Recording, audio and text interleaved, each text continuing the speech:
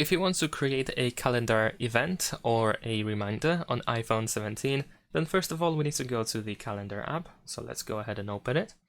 Now in the upper right corner you should be able to press this plus button, and there we go. Over here we can choose whether it should be an event or a reminder. In the case of event, we can set up the title. We can also choose the location or video call. We can set the event to last a whole day, and if it does, then of course you don't have to choose the time. And we can pick the date when the event starts and ends, as well as time if it's not lasting the whole day.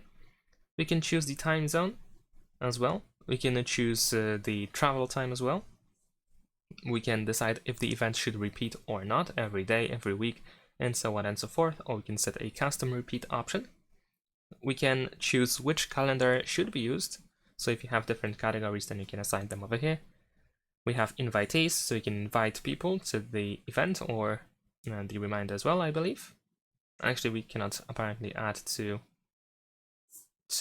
the reminder, and so on and so forth. So as you can see, we can fill everything in, and once you are ready with the event, we can press this check in the upper right corner to save it.